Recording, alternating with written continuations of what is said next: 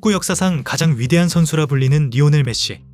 하지만 바르셀로나의 유소년 시스템 라마시아에는 그 메시조차 범접하지 못한 기록을 가진 소년이 있었으니 그의 이름은 바로 보얀 크르키치입니다. 9살에 입단해 17살에 1군에 데뷔하기까지 그가 유소년 팀에서 넣은 골은 무려 900골을 넘기면서 세상은 주저없이 제2의 메시라고 불렀으나 하지만 그 화려한 조명 뒤편에서 17살 소년은 서서히 아무도 모르게 무너지고 있었는데 오늘은 세상에서 가장 축구를 잘했던 소년이 어쩌다 점차 무너지는 모습을 보였는지 알아보겠습니다. 그럼 지금 바로 시작합니다. 바르셀로나의 유소년 훈련장 라마시아에서 보얀 크르키치는 신화적인 존재였습니다. 리오넬 메시가 14살에 세운 기록들을 보얀은 13살에 깨뜨렸고 안드레스 이니에스타가 거쳐간 엘리트 코스를 2년이나 앞당겨 월반하였죠. 유스 시절 통산 900골이라는 이 비현실적인 숫자는 축구계에 거대한 파장을 일으켰는데 스페인 언론들은 흥분하는 모습을 보였고 그에게 차기 발롱도르와 제2의 메시라는 꼬리표를 붙였습니다. 하지만 그 화려한 수식어들은 17살 소년이 감당하기엔 너무나 가혹한 형벌이었습니다.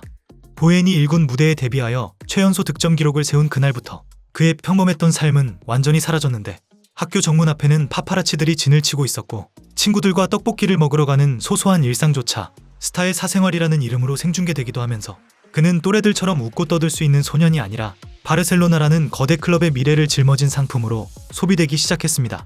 가장 큰 문제는 비교였는데 사람들은 보얀이 잘할 때 칭찬하는 것이 아니라 메시만큼 하는지를 감시하였습니다. 골을 넣어도 메시의 데뷔골보다 임팩트가 약하다는 소리를 들었고 경기력이 조금만 떨어져도 거품이다라는 비난이 쏟아지면서 그에게 축구는 더 이상 즐거운 놀이가 아니었으며 매 경기 메시와 비교당하며 자신의 가치를 증명해내야 하는 숨막히는 시험장이 되어버렸습니다. 주변의 어른들은 이 어린 천재를 보호하기는커녕 더 부추겼는데 구단은 그를 마케팅 전면에 내세웠고 에이전트는 더 큰 계약을 따내기 위해 그를 혹사시키면서 기대감이라는 이름의 압력이 차곡차곡 쌓여 임계점을 넘어가고 있었지만 아무도 그 위험 신호를 감지하지 못했던 것이었습니다. 2008년 초반 스페인 전역은 17살 천재의 국가대표 승선 여부로 뜨겁게 달아올랐습니다.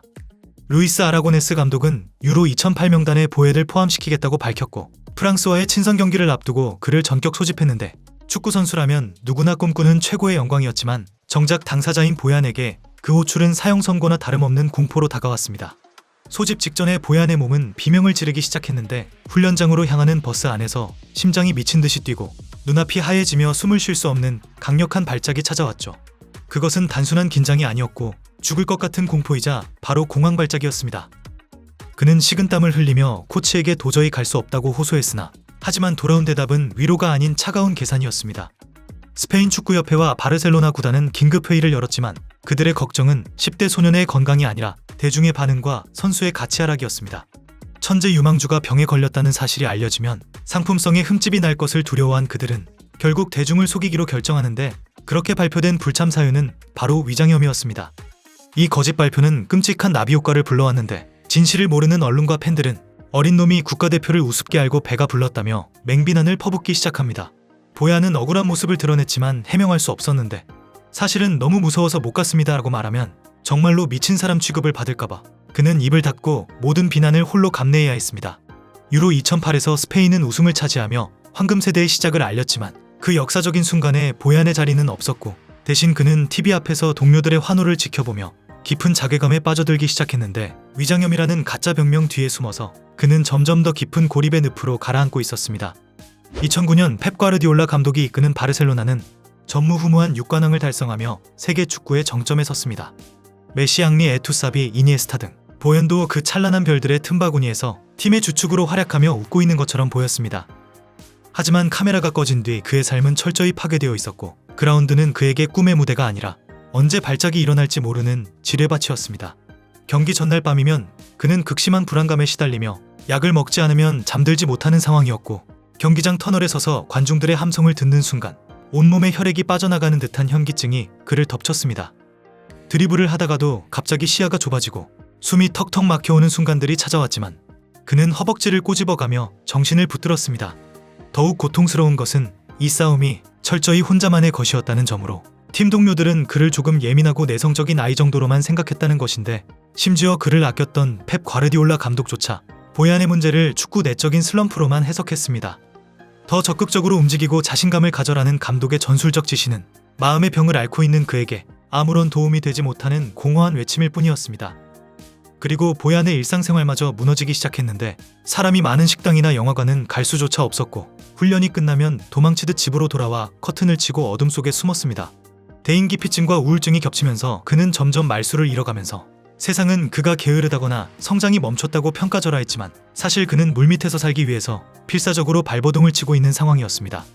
화려한 트로피를 들어올리는 사진 속에서 보얀은 웃고 있었고 겉으로는 세계 최강팀의 일원이었지만 내면은 24시간 내내 불안이라는 감옥에 갇혀 살았던 것이죠. 2011년 여름 보얀 크르키치는 인생에서 가장 중요한 결단을 내리는데 그것은 바로 자신의 모든 것이었던 바르셀로나를 떠나는 것이었습니다. AS 로마, AC 밀란, 아약스를 거쳐서 2014년 그가 도착한 곳은 잉글랜드의 중소 클럽 스토크시티였습니다. 화려한 티키타카의 성지 캄프누에서 거친 남자의 팀으로 알려져 있던 스토크시티로의 이적은 세상은 이를 두고 천재의 몰락이라고 비웃었고 메시의 후계자가 시골팀으로 유배를 갔다며 조롱했습니다. 하지만 보얀에게 그곳은 유배지가 아니라 낙원이었는데 스토크시티에서는 아무도 그에게 메시처럼 5명을 제치고 골을 넣으라고 강요하지 않았습니다. 그저 팀을 위해 열심히 뛰는 모습을 보이면 박수를 보내주는 투박하지만 따뜻한 동료들과 팬들이 있었고 반드시 최고가 되어야 한다는 강박이 사라지자 신기하게도 그를 괴롭히던 공황 발작이 잦아들기 시작했죠. 그는 스토크시티에서 다시 웃음을 되찾았고 비록 챔피언스 리그 우승과는 거리가 멀어졌지만 그는 경기장 위에서 숨을 쉬는 법을 다시 배웠습니다. 거친 태클이 들어오면 맞서 싸우고 골을 넣으면 아이처럼 기뻐했으며 바르셀로나 시절의 그 기계적이고 억눌려 있던 모습은 사라지고 축구를 진심으로 즐기는 인간 보얀이 그 자리를 채웠습니다. 이후 몬트리올 임팩트와 비셀 고베 등 세계 각지를 돌며 그는 깨달았는데 행복은 타인의 기대치를 충족시키는 데 있는 것이 아니라 내 마음이 편안한 곳에 있다라는 것이었고 그는 더 이상 제2의 메시라는 허상과 싸우지 않았으며 대신 제1의 보얀으로 살아가기로 결심했습니다. 사람들은 여전히 그 재능을 가지고 왜 거기서 뛰느냐고 안타까워했지만 보얀의 생각은 완전히 달랐는데 세계 최고의 클럽에서 불행한 왕자로 사는 것보다 작은 클럽에서 행복한 평민으로 사는 길을 택한 그의 용기는 그것이 세상의 기준으로는 실패일지 몰라도 그의 인생에 있어서는 가장 위대한 승리였습니다. 이렇게 지금까지 보얀 크르키치의 이야기에 대해 알아보았는데 보얀이 남긴 진짜 유산은 유소년 시절 넣었던 900골이 아니고 지금도 제2의 메시와 제2의 호날두라는 무거운 왕관에 짓눌려 신음하고 있을 수많은 어린 유망주들에게 아프면 아프다고 말해도 괜찮다는 길을 열어준 것이라고 볼 수 있겠습니다. 여러분들은 보얀 크르키치 선수에 대해 어떻게 생각하시나요?